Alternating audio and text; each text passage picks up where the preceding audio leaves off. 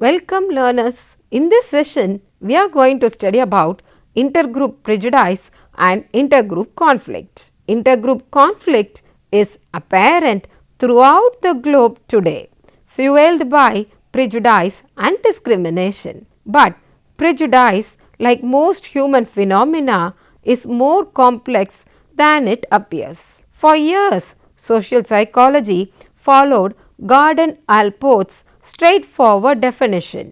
Intergroup prejudice consists of negative opinion against an outgroup without sufficient evidence. In this session, we shall study about the intergroup prejudice.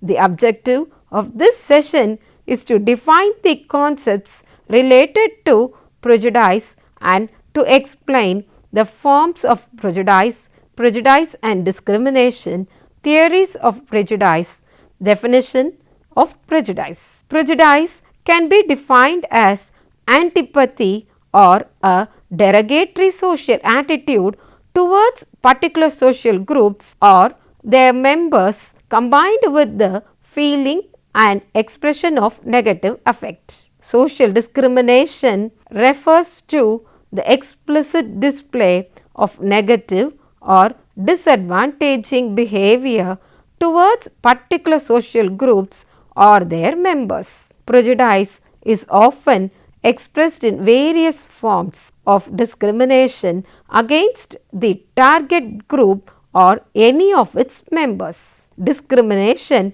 can take the form of underprivilege, disadvantage, social exclusion, maltreatment or even physical extermination in its most extreme forms, ethnic cleansing and genocide.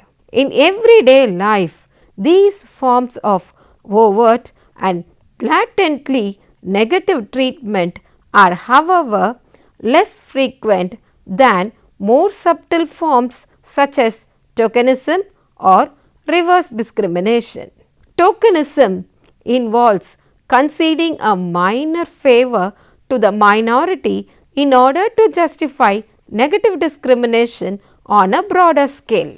For example, employers hiring a woman or a black person on the basis of their gender or race and not their individual competence can use this token minority to demonstrate that they do not discriminate against minorities and that there is no need for more fundamental changes in equal opportunity policy. Sometimes prejudiced individuals act against their prejudice and show reverse discrimination. Reverse discrimination systematically more positive evaluation or treatment of members of a target outgroup than members of one's own group, which can have negative effects on the self-esteem of the members of the outgroup. Prejudice consists of a derogatory attitude towards social groups or their members. Social discrimination is the behavioral manifestation of prejudice ranging from explicit negative treatment of others based on their group membership to tokenism and reverse discrimination. Consider prejudice against women. Most opinions of men about women are in fact favorable. Prejudice becomes evident only when women step out of their roles that society prescribes for them. For example, there is often resistance to even a competent woman becoming an airline pilot. Such resistance arises because there is a perceived lack of fit between the generally positive stereotype of women and that of airline pilots. Women are supposed to lack the technical skills required of pilots. Thus, prejudice becomes evident when there is a perception of role incongruity. Forms of prejudice. Forms of prejudice are broadly classified into two: blatant and subtle prejudice. Blatant prejudice is the more traditional form and it is close, hot and direct. The measure of it has two components. one a threat and rejection factor, the other an intimacy factor. By contrast, subtle prejudice is the modern form and it is distant, cool and indirect. It has three components that share an ostensibly non-prejudicial focus. The first consists of a traditional values factor. The second component concerns exaggerated views of the out-group and extremely different culture from the in-group. The final subtle component involves the denial of sympathy and admiration for the out-group. Note, this last component tests for the denial of positive emotions rather than the expression of the negative emotions like fear, envy, hatred, which are associated with the blatant prejudice. Prejudice and discrimination. Intergroup discrimination is related to prejudice. Discrimination can be defined as the restriction of a minority's life chances and choices in comparison to those of the dominant group. Majority sources of intergroup discrimination are structural, that is, are institutions, schools, business, government agencies often have built-in arrangements that operate to discriminate against certain groups. Such institutional discrimination can even occur without there being any intention to discriminate by those who head the institutions. That is, non-prejudiced people often unwittingly lead highly discriminatory institutions. Often, institutional discrimination can also be quite subtle. For example, in a court case involving the firemen of San Francisco, California, many Asian Americans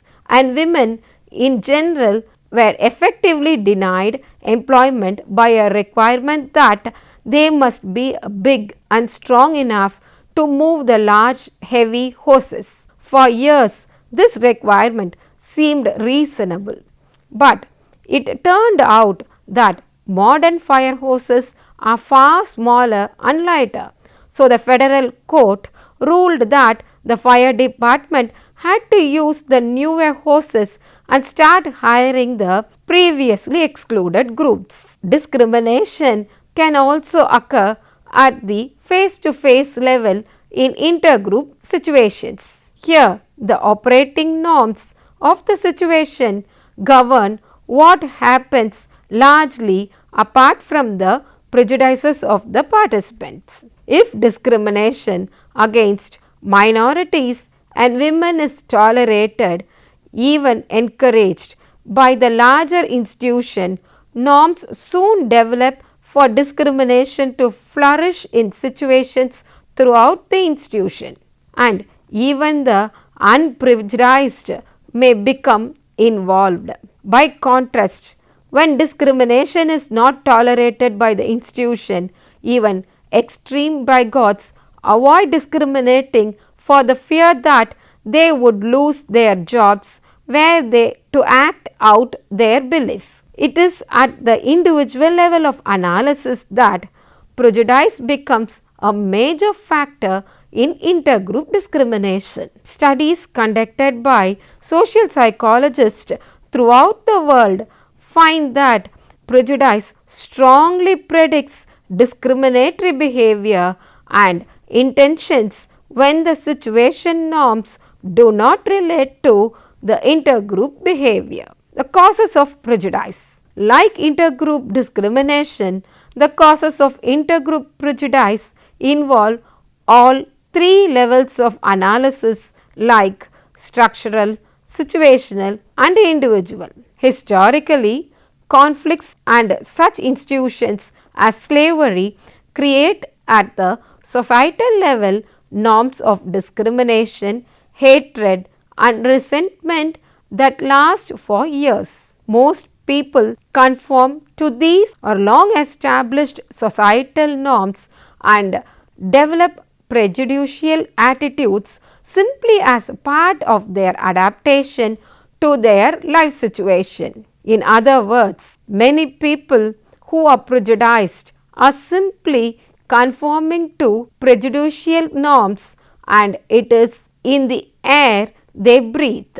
If the societal norms are changed, conforming people often shift their intergroup attitude with surprising ease. Conforming prejudice is enhanced by the societal barriers to intergroup contact. The classic examples are apartheid in South Africa and the racial segregation in the southern United States. In the American South in 1930s and 1940s, when the racist beliefs and practices against black Americans were at their height, opposing these racist norms led to the shift punishment. For example, if anyone objected to the racist remarks by the teachers, they would be immediately dismissed from the school.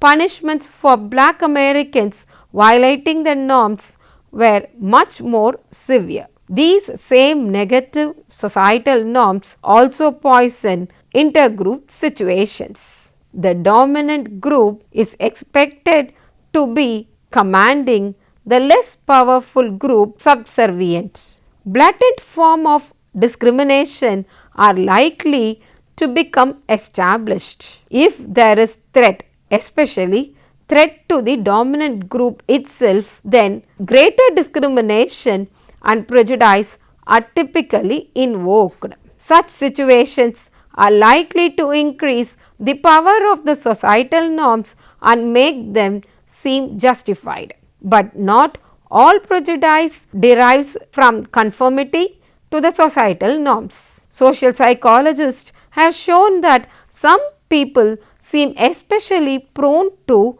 intergroup prejudice. One clear indication of this fact is that these individuals tend to be prejudiced against an array of quite different types of groups like social class, racial, religious, national, even the infirmed. Prejudice for them obviously serves deep personality needs apart from the norms that operate for intergroup relations. Two personality syndromes have been uncovered that are especially prone to intergroup prejudice in countries all over the world. The first is authoritarianism. Three personality traits characterize this syndrome are deference to authorities, aggression towards outgroups, and a rigid adherence to cultural conventions. Typical items used to measure authoritarianism are crime should be punished more harshly, and the two of the most important characteristics should be obedience and the respect for one's superiors. Authoritarianism arises in times of societal threats and recedes in times of calm. Crises invoke authoritarian leadership and encourage equalitarian to accept such leadership. Three key questions arise. Just what is authoritarianism?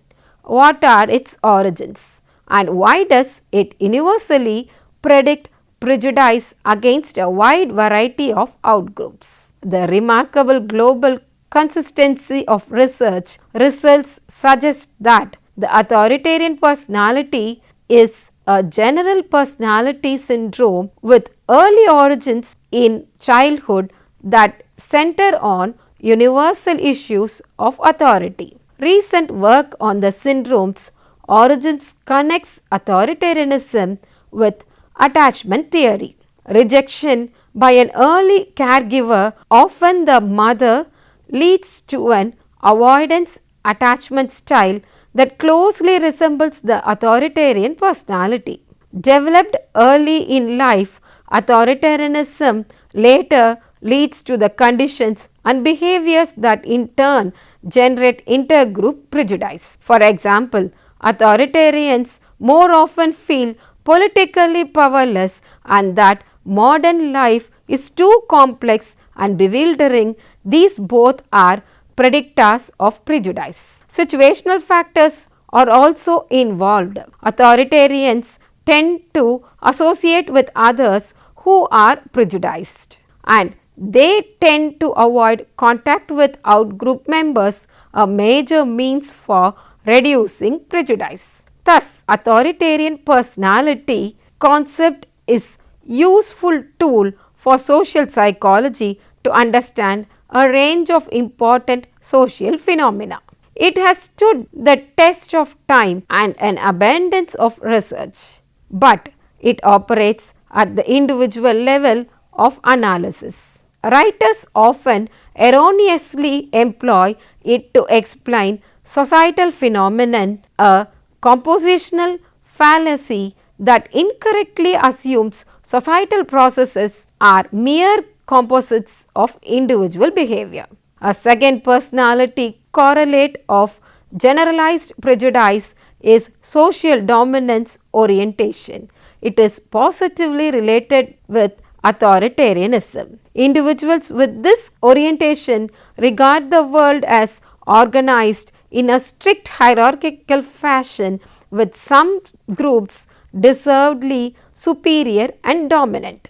Prejudice for these people erupts sharply when a threatened group attempts to maintain its superior status. A typical item to tap this syndrome is group at the bottom of the society should stay there. In many studies, these social dominance orientation predicts prejudice even better than authoritarianism. In order to overcome the limitations of personality approaches and increase our understanding of prejudice as a social phenomena, we must therefore consider the intergroup context within which the prejudice is embedded. This entails examining not only the target group but also the complementary group expressing the prejudice and carrying out the acts of social discrimination.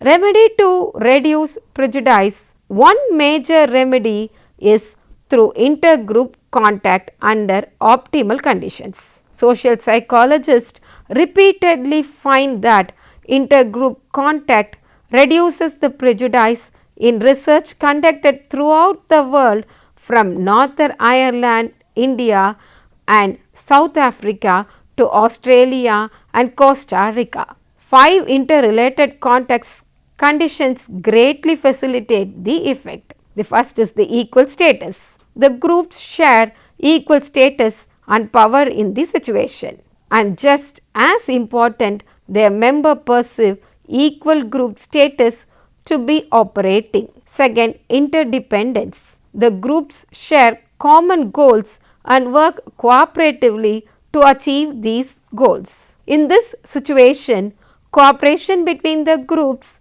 wins rewards for both that are unattainable for each group working alone. Cross group friendship potential. Contact that fosters cross group friendships achieves maximally positive effects. Such friendships not only improve the attitudes towards the outgroup but also tends to reduce the prejudice against other outgroups not even involved in the contact. Moreover, just having in-group friends who have outgroup friends, so-called indirect contact, can also tend to lower the prejudice. A positive experience that counters prior negative group stereotypes. Enjoyable intergroup contact relieves prior anxiety about the interaction and counters a negative stereotypes held about the outgroup. Finally,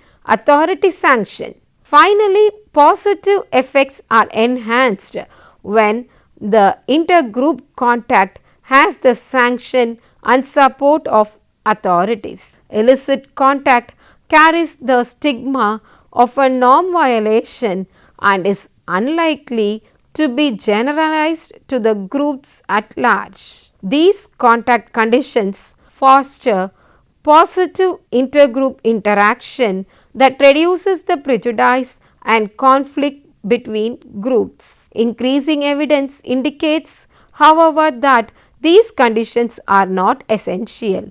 They simply facilitate improved intergroup relations. Contacts can lead to positive outcomes even in situations that lack many of these conditions. Theories of intergroup relations, social identity and self-categorization theory. One of the most encompassing theories of the intergroup relations is social identity theory, which is said as SIT.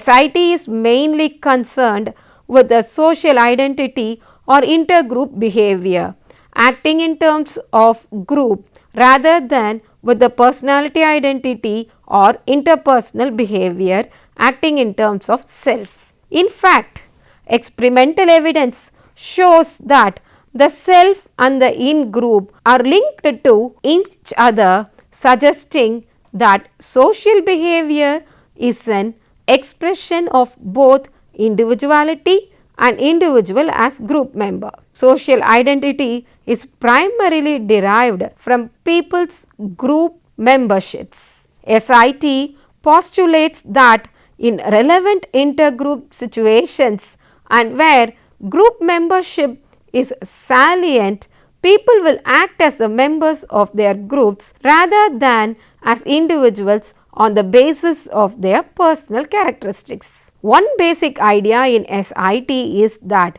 social comparisons between the groups serve to establish a positive in-group distinctiveness. Consequently, positive social identity affects personal identity in a positive manner. One of the SIT's empirically established postulates that its people tendency to think of their in-group as better than other groups, that is, to display in-group favoritism. Early experiments conducted within the minimal group paradigm pointed to the pervasive tendency towards in-group bias even in the absence of group conflict. This is because group members feel better about themselves after engaging in group discrimination. That is, their self-esteem is enhanced through positive social identity. People's perception determines whether they act at an interpersonal or intergroup level. According to Turner and the Renault, people's self-perception varies from perceiving oneself as an individual, that is personal identity, or as a member of a group, a social identity. People move along the interpersonal, intergroup continuum and categorize themselves in individual or collective terms responding on the context. Group behavior is possible when the social identity rather than personal identity becomes salient. This is the core of self-categorization theory. This theory postulates that different levels of self-categorization led to self-perception that varies between personal and social identity. As self-categorization becomes more social, the self becomes depersonalized, meaning that personal characteristics play a less important role in intergroup relations. Whereas SIT is based on identity upon the interpersonal intergroup continuum. Self-categorization theory attempts to explain why and when a situation is constructed as interpersonal or intergroup by examining how people conceive of themselves. Within this theoretical context, the identity is not stable but a contextual and fluid phenomenon. Interestingly, when the self is categorized, it is also stereotyped. Social dominance theory. Another prominent theory of intergroup relations is social dominance theory, that is SDT. It attempts to understand how hierarchical social relations are formed and maintained. SDT adopts both a group and an individual approach to intergroup relations. It adopts a group level approach as far as it postulates that society is stratified mainly along three social group lines: age, gender and an arbitrary set system, which includes social groups formed on the basis of, for example, race or ethnicity, class or religion. These group constellations differ in social power and material resources. SDT proposes that the experience of intergroup relations differ among the three systematic groups and also among dominant and subordinate groups. Realistic conflict theory. According to individual difference, explanations of the causes of prejudice, positive and negative attitudes towards other groups are based on characteristics of the individual personality. These attitudes determine whether the relations between one's own group and other groups are positive or negative. The social pervasiveness of the prejudice and discrimination is explained by the coming together of large number of authoritarian. They in turn will disseminate the prejudice and the result will be a relationship to members of outgroups that is characterized by conflict. The difficulty with this theory is that it does not seem likely that just by chance a selection of equally prejudiced in certain context at a certain time. Sheriff proposed a radically different view. Instead of beginning with individual attitudes which then led to the acceptance or rejection of others, he postulated that the reverse sequence explains the origins of prejudice and discrimination. He suggested that it is the particular relationship between the social groups which influences the attitudes and the behavior of its members. This basic assumption led Sheriff to develop his realistic conflict theory, that is RCT. Imagine that a group of social psychology students and a group of neuropsychology students have succeeded in reaching the final of the competition for the most innovative and socially relevant research project in the field of psychology. The award is highly prestigious and carries a considerable amount of prize money. Your group definitely wants to win. So, however, does the other group? Only one group can win and the other must lose. You compete with the other group to reach the goal of the winning. Both your group and the other group are negatively dependent on one another. In contrast, imagine that the award is advertised for the most innovative and socially relevant interdisciplinary research project. Now, both groups from different disciplines have a common goal. Neither you nor the other could win the prize on its own. Both groups can only achieve their goal by mutual cooperation. They share a superordinate goal and both groups are therefore positively dependent on one another.